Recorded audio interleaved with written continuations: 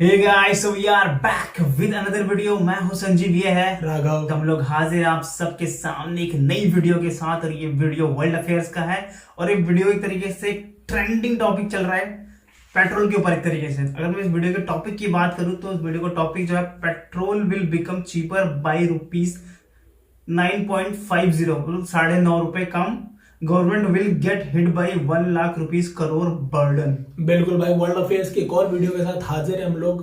ठीक है भाई, बात हुई है इसमें पेट्रोल के प्राइस को गवर्नमेंट ने, करंट न्यूज कुछ घंटे पहले की, कि भाई गवर्नमेंट ने जो है प्राइस जो है कम कर दिए। कहां से कम कर दिए? अपनी एक्साइज ड्यूटी जो है कम कर दी है, दोनों पे कम कर दिए। और इसका जो बोझ पड़ेगा वो किस पे पड़ेगा? भारत सरकार पे। और भारत सरकार पैसा लेगी किससे? फिर लास्ट में आपसे। ठीक है, वीडियो देखते हैं वीडियो में क्या है, कितना है, फिर करेंगे वीडियो पे बात। वीडियो ही करते हैं शुरुआत करने से पहले वीडियो करते हैं आप लाइक शेयर, चैनल पे नए हो तो सब्सक्राइब। बिल्कुल। और हम लोग अवेलेबल हैं फेसबुक और इंस्टाग्राम पर भी। दोनों का लिंक मिल जाएगा आपको वीडियो के डिस्क्रिप्शन बॉक्स में। जाएं और हमसे वहां जरूर जुड़े। आइए वीडियो देखते हैं क्या है, कितनी बड़ी खुशखबरी है या फिर ये दुख की बात है। लेट्स गो।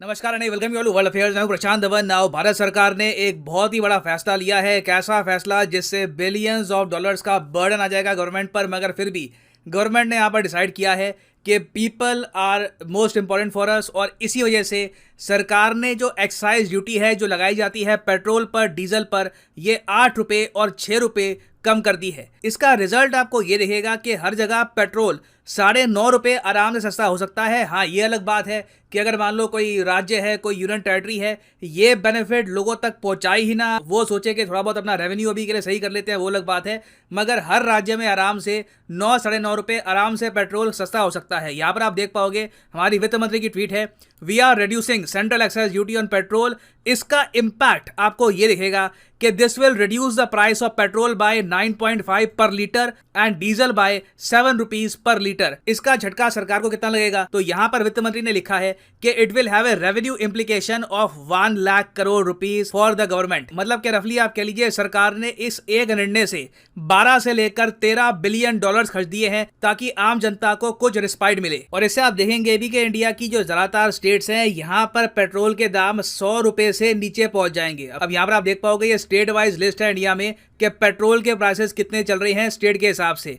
बिहार में थोड़े ज्यादा, अभी 116 रुपए पर लीटर के हिसाब से यहाँ पे लोगों को कुछ रिस्पाइट मिलेगी, मगर फिर भी पेट्रोल के दाम ज्यादा रहेंगे। आसाम में 100 रुपए से कम हो जाएंगे, गुजरात में कम हो जाएंगे, हरियाणा, हिमाचल प्रदेश, झारखंड, जम्मू कश्मीर, कर्नाटका में भी 100 के आसपास का ही रहेगा मामला। मगर पंजाब, उत्तराखंड, इवन दिल्ली, ये सब जो स्टेट यूनियन टेरिटरीज हैं, मोस्ट प्रोबेबली यहाँ पे आपको पेट्रोल के दाम 100 रुपए से कम दिखेंगे। मगर हाँ, यहाँ पर मैं ये मेंशन कर दूं कि हमारी वित्त मंत्री ने भी ये साफ बात बोली है कि मैं रिक्वेस्ट करती हूँ सारी स्टेट गवर्नमेंट्स को, सबको, कि ये जो हमने छूट दी है ये कॉमन मैन तक ये रिलीफ पहुंचाओ। इससे अपना जो बजट है, अपना जो यहाँ पर रेवेन्यू सिस्टम है, उसको ठीक करने में मत लग जाना। ना इस ट्वीट के नीचे आप देखोगे एक और बहुत ही बड़ा निर्णय ये है सरकार का कि जो गैस सिलेंडर है इस पर भी 200 रुपए की सब्सिडी देगी सरकार। ये ऑफ कोर्स दिया जाएगा उन 9 करोड़ बेनिफिशियरीज को जो आती हैं प्रधानमंत्री उज्ज्वला योजना के अंडर। और इससे भी सरकार को हर साल 6,100 करोड़ रुपए का झटका लगने वाला है। तो ओवरऑल पूरे पैकेज की अगर मैं बात करूं, अभी कुछ और चीजें भी हैं यहाँ पर, वो भी काफी बड़े निर्णय हैं। सरकार ने आराम से यहाँ पर 17 से लेकर 18 बिलियन डॉलर्स ऑल टुगेदर खर्च दिए हैं इन्फ्लेशन को रोकने के लिए। क्योंकि देखो, पेट्रोल डीजल के दाम ये कम करना बहुत इंपॉर्टेंट है। ऑब्वियसली आम आदमी तो पेट्रोल परचेज करता है, मगर पेट्रोल डीजल के दाम से ही आप अगर देखो तो बाकी चीजों के जो प्राइसेस हैं ये भी कम होते हैं, बढ़ते हैं। अगर पेट्रोल डीजल महंगा होगा तो ट्रक्स जरा चार्ज करेंगे ट्रांसपोर्टेशन का, ब्रेड, दूध, सब्जियां, सब कुछ अपने आप महंगी होती रहेगी। और सरकार के लिए बहुत ही ज्यादा इंपॉर्टेंट है कि देश में जो इन्फ्लेशन है इस साल ये 5.7% से कम रहे। This is very important. मगर सरकार का जो टारगेट है, आरबीआई का जो टारगेट है इन्फ्लेशन को काबू में रखने का, ये टारगेट अभी के लिए कंट्रोल में नहीं आ पा रहा। इंडिया में इन्फ्लेशन आप अगर देखो तो 7.5 के आसपास घूम रही है। और हालांकि मैं यहाँ पर मेंशन करूंगा, ग्लोबली हम लोग हर जगह इन्फ्लेशन देख रहे हैं। इन्फ्लेशन हर जगह आपको दिखेगी। टर्की में 70% है, ईरान में 35%, श्रीलंका में 30% के आसपास है, रशिया में 17% से भी ऊपर है, यूक्रेन पाकिस्तान में 13% से ऊपर इन्फ्लेशन है। इन सब कंट्रीज में अभी इन्फ्लेशन आप बढ़ती हुई देखोगे। इवन जो डेवलप्ड कंट्री हैं, यूएसए में आप अगर देखो इन्फ्लेशन आपको 8.30 मिलेगी। इवन यूके में जो इन्फ्लेशन है ये आपको मिलेगी 9% के आसपास। तो दुनिया भर में आज के समय इन्फ्लेशन का जो मेन कारण है वो है तेल के बहुत ज्यादा दाम, कच्चे तेल के दाम बढ़ चुके हैं। और अमेरिका में तो इसको काफी बार बाइडन इन्फ्लेशन भी कहा जाता है, इसको बाइडन इन्फ्लेशन भी कहते हैं। अब एक नया वर्ड इन्होंने बना दिया है, बाइडन इन्फ्लेशन। और बाइडन इन्फ्लेशन भी पता है क्यों बनाया है? कई अमेरिकन इस बात को लेकर थोड़ा सा चिढ़ गए कि जब भी जो बाइडन से पूछो कि महंगाई 40 साल में सबसे ऊंचे स्तर पे पहुंच चुकी है, बाइडन कहते हैं कि यह सब गलती है पुतिन की। अगर पुतिन यूक्रेन पे अटैक ना करते, वॉर स्टार्ट ना करते, तो ये सब ना होता। जबकि देखिए आज के समय कई जियोपॉलिटिकल एनालिस्ट, कई रिपोर्ट्स ये क्लेम कर चुकी हैं कि यूएस भी वॉर को रोकने के लिए कुछ नहीं कर रहा। ये भी जिस तरीके से आर्म कर रहे हैं यूक्रेन को और डॉलर छाप रहे हैं, बिलियंस ऑफ डॉलर्स उठाकर बस यूक्रेन को दे रहे हैं ताकि रशियंस को और अटैक करे, वॉर और जरा बेटर हो जाए। तो इस सब की वजह से कई अमेरिकन ने कहा है कि ये पुतिन की गलती नहीं है, ये बाइडन की नीति अजीब सी थी। This is not Putin inflation, this is Biden inflation. और मैं आपको ये बता दूं, ये वॉर जितनी लंबी चलेगी आप देखोगे अभी महंगाई और बढ़ेगी दुनिया भर में। कई देश अफ्रीका में, एशिया में कोलैप्स कर सकते हैं या फिर कोलैप्स करने की कगार पे आ सकते हैं। इंडिया के साथ ऑफ कोर्स ऐसा बिल्कुल भी नहीं होगा, मगर हम अभी ट्रबल में हैं। We are not fine right now. देश के काफ़ी फेमस जर्नलिस्ट और इकोनॉमिस्ट हैं स्वामीनाथन अय्यर साहब, इन्होंने रिसेंटली ये कहा था कि हमारा हाल श्रीलंका पाकिस्तान जैसा नहीं होगा, इन कंट्रीज का हाल अभी और बदतर होना इन द नियर फ्यूचर, मगर we are certainly in trouble. जो हमारा टारगेट है इन्फ्लेशन का, इन्फ्लेशन उससे ऊपर जारी है। इससे इवेंचुअली आम आदमी की जेब को चोट पहुंचेगी।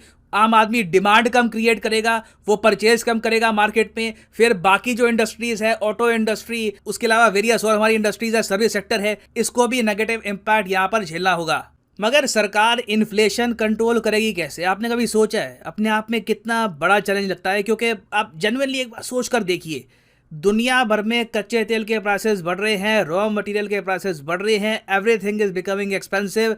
ऐसे टाइम में कैसे भारत सरकार इंडिया की जनता को सेव करके रखेगी इससे? How will they do it? देखिए यहाँ पर बलि चढ़ाई जाएगी फॉरेन एक्सचेंज रिजर्व्स की। अब आपको मैं एक बात बताता हूँ, आप यहाँ पर देख पाओगे ये इंडिया के फॉरेन एक्सचेंज रिजर्व का ग्राफ है। यहाँ पर आप देख पाएंगे 2012 के आसपास इंडिया के फॉरेक्स रिजर्व रफली आप कह सकते हैं 340-350 बिलियन डॉलर के आसपास थे।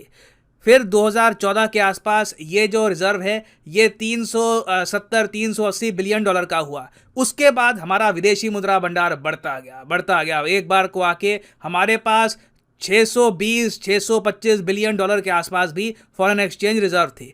तब से हम देख रहे हैं गिरावट स्टार्ट हो चुकी है और यहाँ पे आप देखोगे अभी इन द फ्यूचर और गिरावट होगी। ऑलरेडी हमारे फॉरेक्स रिजर्व 600 बिलियन डॉलर से नीचे गिर चुके हैं। आज फिर से 2.6 बिलियन डॉलर की गिरावट आई है। ये गिरावट इन द फ्यूचर आप और देखोगे। बेसिकली सरकार ज़्यादातर फॉरेक्स रिजर्व का यूज़ करेगी, क्योंकि ये जो हमने इकट्ठा किया था फॉरेक्स रिजर्व, ये स्ट्रैटेजी के अंडर इकट्ठा किया था। जब दुनिया में संकट फैलेगा उस वक्त अपने पास एक अच्छा रिजर्व होगा, आराम से झेल लेंगे बुरे समय को, रेनी डेज निकाल लेंगे। फिर उसके बाद देखिए इवेंचुअली कभी ना कभी तो वॉर खत्म होगी, कभी ना कभी तो पुतिन भी ठंडे होंगे, तेल के दाम वापस कंट्रोल में होंगे। फिर उसके बाद विदेशी मुद्रा भंडार फिर से उठा लेंगे, मौका आएगा। और ये हमने इन द पास किया भी है। 2008 में आप अगर देखो तो जो ग्लोबल फाइनेंशियल क्रैश आया था उसके बाद भी इंडिया ने अपने विदेशी मुद्रा भंडार का इस्तेमाल किया था और फिर 2012 तक मतलब के 4 साल लग गए, हमने रिक्लेम किया 2008 वाला स्टेटस। तो as a country we are well prepared. हमने सोच रखा था कल को प्रॉब्लम आएगी तो we will do all this. Main अभी ऑब्जेक्टिव ये होना चाहिए कि as a country we keep on growing. Investors के लिए इंडिया अट्रैक्टिव रहे, जो रहेगा भी। और जब ये दुनिया भर में आर्थिक संकट जो खड़ा हो गया है, जब ये खत्म हो जाएगा, India will emerge as a stronger economy as well. Now finally मैं यहाँ पर आपसे एक क्वेश्चन पूछूंगा जिसका आंसर मैं आपको दूंगा नहीं, इसके बारे में आपको पता होना चाहिए। क्वेश्चन यहाँ पर ये है कि वो कौन सा अंतर्राष्ट्रीय संगठन है जिसने रिसेंटली 30 बिलियन डॉलर का फंड बनाया है फूड क्राइसिस से निपटने के लिए। ये यूक्रेन वॉर के बाद ये सब किया गया है। तो आपको बताना ये सब किसने किया है। Option A World Bank, option B Asian Development Bank, option C BRICS Bank या फिर option D European Union. Comment section में सब लोग आंसर करो। जो लोग सही आंसर करेंगे मैं उनकी कमेंट को हार्ट दे दूंगा। बाकी गूगल करोगे 30 बिलियन डॉलर फूड क्राइसिस तो आराम से आपको इसका आंसर वैसे भी मिल जाएगा। बट इधर वे मैं कमेंट सेक्शन में कोशिश करूंगा कि आपको इसका सही आंसर पता लगवा दूं। और फाइनली यहाँ पर मैं ये भी ऐड कर दूं कि कल सुबह 11 बजे है लाइव अनअकैडमी का टेस्ट। बस अटेम्प्ट करना है, मतलब लिटरली आपको लिंक पे क्लिक करना है, सुबह 11 बजे उठना है और आप 250 रुपये अमेजॉन गिफ्ट वाउचर में जी सकते हैं। इस वाउचर को आप यूज कर सकते हो अमेजॉन पे कुछ परचेज करने के लिए, pretty much anything you want. तो सिंपली जाओ यहाँ पर कमेंट सेक्शन में, ये लिंक आपको मिल जाएगा, लिंक पे क्लिक करो। अगर आप मोबाइल फ़ोन पे हैं तो पहले अनअकैडमी की ऐप डाउनलोड कर लेना, फिर यहाँ पर क्लिक करो एनरोल नाउ पर, और फिर यहाँ पर सुबह जो 11 बजे का टेस्ट है 22 मई का, इसके लिए कर लेना एनरोल। आपसे बेसिकली कुछ नंबर वगैरह मांगेंगे, रजिस्टर कर लेना खुद को, कोड मांगेंगे, कोड डाल देना PD10 और अपने आप 10:30 बजे के आसपास आपको एक अलर्ट आ जाएगा कि टेस्ट के लिए तैयार हो जाइए। ऑल ओवर इंडिया हज़ारों बच्चे ये टेस्ट देंगे और सिंपली यहाँ पे आपको टेस्ट अटेम्प्ट करना है and you can win many prizes. अगर यहाँ पे आपकी रैंक आ जाती है तो आपको यहाँ पर लैपटॉप, आईपैड, वेरियस और गिफ्ट भी मिल सकते हैं। यहाँ पर आप देख सकते हैं कुछ टेस्टिमोनियल्स हैं रीसेंट विनर्स के। अनअकैडमी कॉम्बैक्ट हुआ था तो मैंने उसमें पार्टिसिपेट किया था, तो मुझे लकी ड्रॉ के रूप में ये अनअकैडमी की तरफ से ये एप्पल आईपैड मिला है। I am Gungun Agrawal and I gave Unacademy Combat on 27th of Feb, in which I got rank 1, and then I received this MacBook Air. तो कल सुबह 11 बजे टेस्ट होगा। I wish you all luck and attempt the test tomorrow. इसी note के साथ ये है वीडियो का अंत। Thank you for listening and as always God bless you all. Okay sir, video होती है एंड और बात करते हैं भाई पेट्रोल प्राइस की। बहुत दिनों से डिमांड चल रही थी, पेट्रोल प्राइस कब गिरेगा, कब कम करोगे, आप कम करो, अरे मोदी जी क्या कर रहे हैं, महंगाई बढ़ रही है, अरे ये हो रहा है।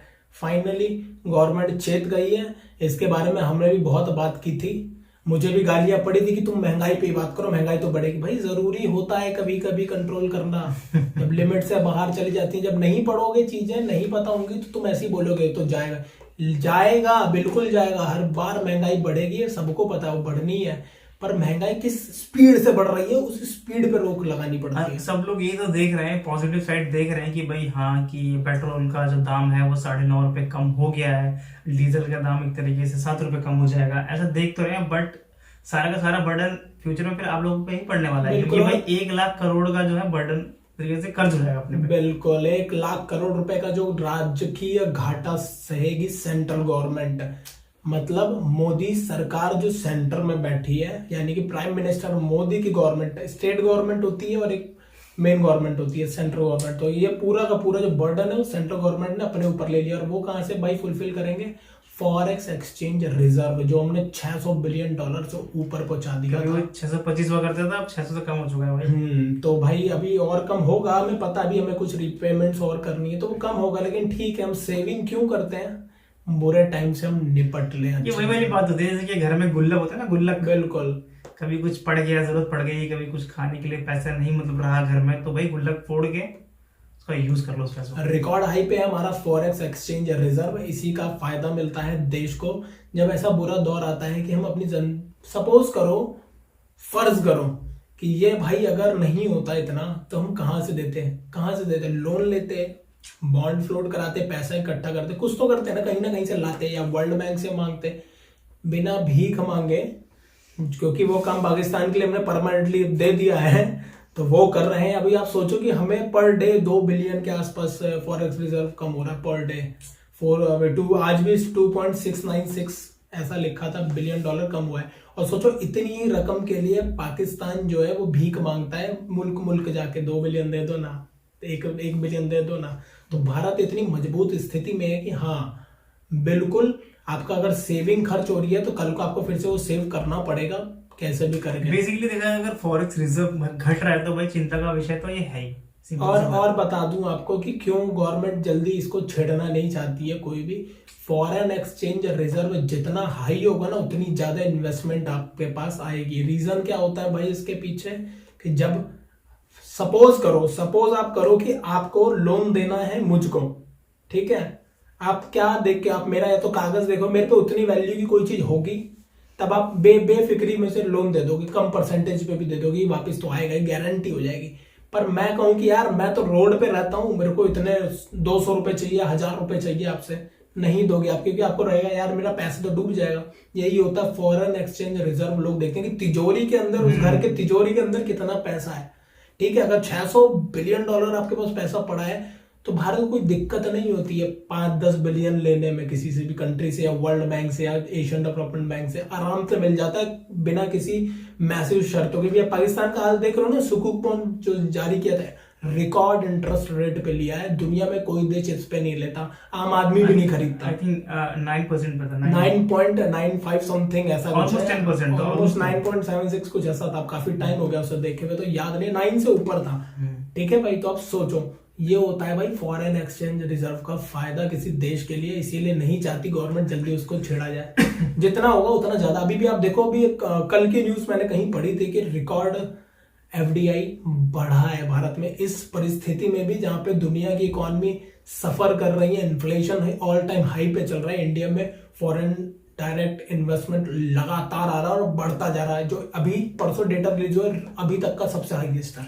तो बेसिकली जो इन्वेस्टमेंट जो बाहर से आ रहा है, ये सबूत, मतलब एक तरीके से सबूत है भाई कि इंडिया जो है बेसिकली भाई ये है कि इंडिया की कोई इन्वेस्ट करेगा तो भाई इंडिया को लौटा सकती है, बिल्कुल, इतनी कैपेबिलिटी है इंडिया के पास। कोई इन्वेस्ट इसीलिए करता है आपके पास कि उसका पैसा बढ़ के मिले, उसे डूब ना जाए, इसीलिए तो ये लगातार आ रहा है। तो इसका मतलब जो यूरोपियन मार्केट है या उधर के लोग हैं या वेस्टर्न वर्ल्ड है, वो लोग इन्वेस्ट कर रहे हैं आप में कि उनको दिख रहा है कि ये इकोनॉमी आगे जाके बूम करेगी, या गैस कर रहे हैं सब लोग, इन्वेस्टमेंट इसीलिए बढ़ती जा रही है कि यहाँ पैसा मेरा सुरक्षित है, मिल जाएगा। और वैसे भी जो इंडिया की जो इकोनॉमी है, जो उसकी स्पीड है, जो जिस स्पीड में प्रोग्रेस कर रही है इंडियन इकोनॉमी, वही I think 9 point something 8 point something है, क्या है फास्टेस्ट है वो, फास्टेस्ट। तो भाई लोगों को लग रहा है कि भाई इंडिया स्पीड से जाएगी तो भाई इंडिया कल को कुछ ना कुछ अचीव तो कर लेगी बड़ा। 7 to 9 के बीच में मेरे ख्याल से ऐसा कुछ है इंडिया का जो भी आया। और वही कंट्रीज को ये चीज पता है, इसलिए वो इन्वेस्ट कर रहे हैं, उनको पता है भाई कि हाँ इंडिया ये है। वॉर की वजह से हमारा लगभग 0.5 या 1% कम हो गया जीडीपी ग्रोथ इस साल का, मैं बता रहा हूँ आपको। लेकिन फिर भी बहुत अच्छे से मैनेज कर रहे हैं हम लोग, बहुत अच्छे से मैनेज किया है,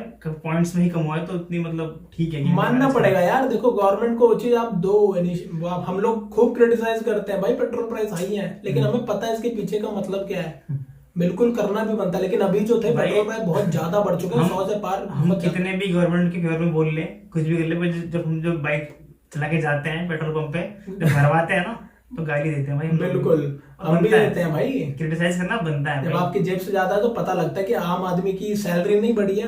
और पेट्रोल पे तो मैं बिल्कुल चाहता हूँ कि एकदम, पेट्रोल और गैस ऐसी चीज है कि उसकी अगर वैल्यू बढ़ेगी तो वो हर चीज की वैल्यू बढ़ेगी। 200 रुपए कम सब्सिडी मिलेगा, 200 रुपए का। हाँ, उज्ज्वला गैस योजना जो प्रधानमंत्री का था, 12 सिलेंडर तक मिलेगा। हाँ 12 ऐसा कुछ था यार, 9 से 12 कुछ हो गया था यार, 12 सिलेंडर तक। तो भाई अच्छी बात है, 1000 रुपए शायद पार हो गया था, वो 900 ऐसा कुछ था, मुझे इसका डेटा नहीं याद है अभी, तो मैं बोलूंगा नहीं अभी पूरा, पर अच्छी बात है आम आदमी के लिए, मिडिल क्लास फैमिली। कहते हैं ना जितना दबाते जाओ, ऊपर का भी प्रेशर हम पे, नीचे का भी हम पे, तो मिडिल क्लास कहाँ जाएगा मोदी जी, देख लो। तो मिडिल क्लास यहाँ जाएगा, थोड़ा सा एक उम्मीद की किरण दी है, पर मुझे ऐसा पता नहीं क्यों लग रहा है कि ये 9 रुपए कम किए हैं, पर स्टेट गवर्नमेंट बहुत सारी जहाँ पे बीजेपी है देखो क्या करती है, बाकी के मुझे लग नहीं रहा है कि वो लोग कम करेंगे। कम तो करवा लिए गवर्नमेंट से, मेन स्टेट गवर्नमेंट पे भी पावर होती है, उनकी भी अपनी ड्यूटीज लगी होती है, एक्साइज ड्यूटी उनकी अपनी होती है, अलग अलग टैक्स होते हैं, सेस वगैरह होते हैं, वो अपने भी कम कर सकते हैं अगर चाहे तो। पर चलो स्टेट की हालत में मानता हूँ नहीं होगी। स्टेट के जो प्राइसेस थे वो देखे थे हमने, अलग अलग राज्य में अलग अलग प्राइसेस थे पेट्रोल के, तो इससे पता लगता है कि उनके खुद के भी टैक्स अप्लाई होते हैं। बिल्कुल। और प्राइस पे आप लोग भाई अपनी स्टेट गवर्नमेंट से बात करो, सेंटर ने कर दिया, आप कर रहे हो और नहीं कर रहे हो तो कम से कम वो जो उन्होंने घटा दिया उतना घटा हुआ तो मिलना चाहिए ना, कम से कम हमें 9 रुपए कम मिलना ही चाहिए। इंश्योर करो कि भाई जो गवर्नमेंट इतना गाली दे के हमने लिया है तो वो मिलना चाहिए, नहीं कि आपकी राज्य सरकार अपना बढ़ा दे मार्जिन, तो आपको सिर्फ 3 रुपए का फायदा दिया, 4 रुपए का, 5 रुपए अपने पास रख ले, समझ रहे हो आप। ये फिर क्या होगा, फिर भाई दिल्ली में जो फ्री की स्कीम चल रही है ना, फ्री कुछ नहीं होता भाई, कुछ नहीं होता फ्री। अभी गवर्नमेंट, मैंने आपको शुरुआत करने से पहले ही बोला कि ये बर्डन भी कल को हम ही मैनेज करेंगे, पर अभी चलो हमें इन्फ्लेशन कंट्रोल करना तो बनता है भी देना, आगे जाके लोगों की इनकम बढ़ेगी, डेवलपमेंट होगा, ले लिया जाएगा, पैसा आ जाता है। और पेट्रोल प्राइस के दाम घटना या बढ़ने से भाई बहुत चीजों पे फर्क पड़ता है, हर चीज पे पड़ता है भाई। सिंपल सी बात है कि सामान कहीं से आ रहा है, उसकी डिलीवरी, ट्रांसपोर्टेशन कॉस्ट से बढ़ जाती है, ट्रांसपोर्टेशन कॉस्ट अगर कम होगी तो भाई वो अच्छी बात है, वो अच्छे दाम पे ही बिकेगी, नहीं तो भाई फिर बढ़ गया तो फिर महंगा पड़ेगा। हम कितनी चीजें कहीं से, भारत इतना बड़ा ज्योग्राफी देखो यार इंडिया की, कहीं कुछ बन रहा है, किसी का कहीं सामान बन रहा है, सब इधर उधर आके असेंबल होते हैं, ट्रांसपोर्टेशन कॉस्ट ऐसे बढ़ती है। ट्रांसपोर्टेशन तो बहुत जरूरी है भाई साहब। तो भाई रोटी कपड़ा मकान हर आदमी का अधिकार होना चाहिए।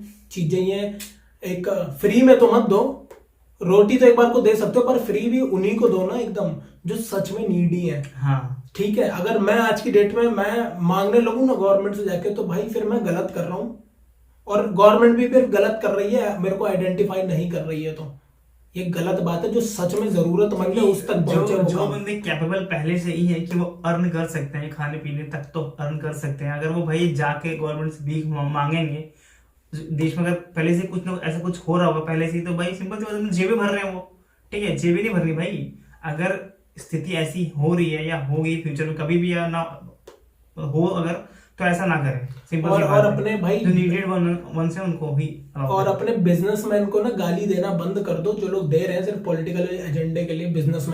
बिजनेसमैन ही भाई जनरेट करता है एम्प्लॉयमेंट भी, और बाहर भी बेचता है और लाता है, वही पैसा डॉलर लाता है, जिससे फॉरेन एक्सचेंज रिजर्व भी बढ़ रहा है, कुछ उनका भी बहुत बड़ा योगदान होता है। बिल्कुल ठीक है, गाली देने से क्या अबानी बढ़ गया, अंबानी बढ़ गया, अड्डानी बढ़ गया तुरंत?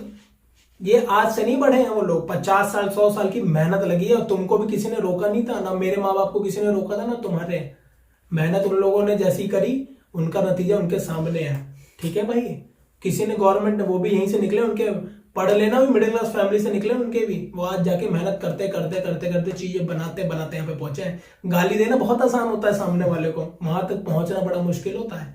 तुम एक काम करो, स्टार्टअप इंडिया है, कुछ आइडिया है, स्टार्ट कर लो, गवर्नमेंट सपोर्ट कर रही है, कुछ फायदा हो जाएगा तो अच्छी बात है, देश में कंट्रीब्यूट करोगे, फिर आप भी, आपको फिर जब कोई गाली देगा ना, तब आपको पता लगेगा कि यार मैं इतना बड़ा बड़ा टैक्स भरता हूँ देश के लिए, इतनी एम्प्लॉयमेंट जनरेट करता हूँ मैं देश के लिए, और मेरे देश वाले मुझे ही गाली देते हैं। हम लोग को पसंद तो बहुत है भाई कि हमारे देश में एप्पल जैसी कंपनी खड़ी हो, हाँ, सऊदी अरामको जैसी कंपनी खड़ी हो, दुनिया की टॉप 10 में आए वो कंपनियां, पर हम अपने ही बिजनेसमैन को गाली देते हैं क्योंकि हम खुद ही नहीं चाहते कि वो बढ़े। ये है असली रूप। ठीक है भाई, तो इस चीज से बचो, उन लोगों का बहुत बड़ा योगदान है। हट जाएंगे ना 2 मिनट में इकॉनमी गिर जाएगी इंडिया की, अगर बिजनेसमैन सारे हट गए तो। ये आप मान लो, सरकारी नौकरी, सरकार के पास भी पैसा ना प्राइवेट प्लेयर ही लेके आ रहा है, समझ रहे हो आप? इंडिया के अंदर नहीं, इंडिया से बाहर से फॉरेन एक्सचेंज कमाया जाता है। गवर्नमेंट नहीं बेचती है बाहर जाके चीजें, बहुत कम चीजें हम एक्सपोर्ट कर रहे होंगे गवर्नमेंट के साथ, मेरे ख्याल से कर भी नहीं रहे।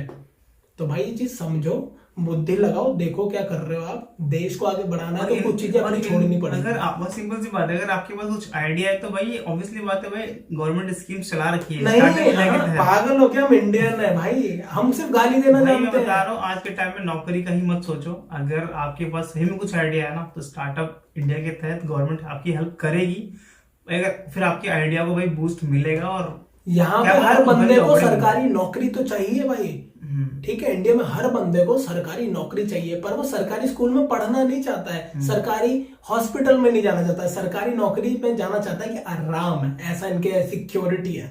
ये प्रॉब्लम है। और जो पहुंच जाते हैं वहां पे बंदे, उनका हाल आपको पता ही है, आपने देखा, खैर वो भी प्रेशर झेलते हैं अलग लेवल का, पर एक्चुअली में रीजन यही है कि कामचोर और लालची। जिन हॉस्पिटल, जिन प्राइवेट हॉस्पिटल्स में लोग आराम फरमाते हो ना, उनके बहुत सारे इन्वेस्टमेंट होते हैं उसके अंदर भी। भाई ये चीज समझो, हमारी बात खुद भी देखो, छोटी सोच से नहीं देखो। और भाई बिल्कुल महंगाई हो तो बोलो, आपने गवर्नमेंट चुनी है, आपका हक है, दबा के गाली दो, बिल्कुल सुनेगी गवर्नमेंट, नहीं सुनेगी तो सुनाया जाएगा, पर जबरदस्ती ब्लेम मत करना किसी को, गवर्नमेंट जबरदस्ती क्रिटिसाइज मत करो, हम क्रिटिसाइज पॉइंट पे करो, जहां पे पॉइंट नहीं बनता वहां पे मत करो, जहां पे सपोर्ट लगता है कि आपको, आपके भले आपके मन की गवर्नमेंट नहीं है फिर भी सपोर्ट करो, क्योंकि वो लास्ट में देश की पे बात आती है। ठीक है भाई, तो कैसी लगी आपको वीडियो जरूर बताना। पेट्रोल प्राइस कम हो गए, डीजल प्राइस कम हो गए, खुश तो हो गए, बहुत हो गए तुम अब मुगैम्बो, भर लो टंकियां अपनी, टंकियां भर लो भाई। 9 रुपए का पता नहीं है, कल को फिर 10 रुपए बढ़ जाए, मैं बता रहा हूँ। इधर गफलत में मत जीना कि भैया पेट्रोल प्राइस बढ़ेंगे नहीं या घट ही रहेंगे। कोशिश कर रही है गवर्नमेंट, देखो $13 बिलियन का नुकसान ले रही है, 13 से 14 बिलियन डॉलर। सोच लो, $10 बिलियन चाहिए श्रीलंका को अपनी पूरी इकॉनमी सही करने में, और हम $13 बिलियन लोगों को फ्री में दे रहे हैं एक तरह से, मान लो अपने फॉरेन एक्सचेंज रिजर्व से। तो गवर्नमेंट इतना बड़ा इनिशिएटिव ले रही है तो उसका यूज करो, चीजें समझो, देश को आगे बढ़ाओ। बस इतना ही कहना है इस वीडियो को लेके। तो ये था वीडियो काफी अच्छा था भाई, हमने बहुत कुछ बोला इस पे, काफी चीजें डिस्कस कर ली हम लोगों ने, होप कि आपको समझ में आया होगा। तो वीडियो को करते हैं एंड, और जाने से पहले वीडियो करने आप लाइक शेयर, अगर चैनल पे अगर नए हो तो भाई सब्सक्राइब भी कर देना। बिल्कुल, और हम लोग अवेलेबल हैं फेसबुक और इंस्टाग्राम पर भी, दोनों का लिंक मिल जाएगा आपको वीडियो के डिस्क्रिप्शन बॉक्स में। जाएं और वहां हमसे जरूर जुड़े। मिलेंगे आपसे नेक्स्ट वीडियो में, till then take care, bye.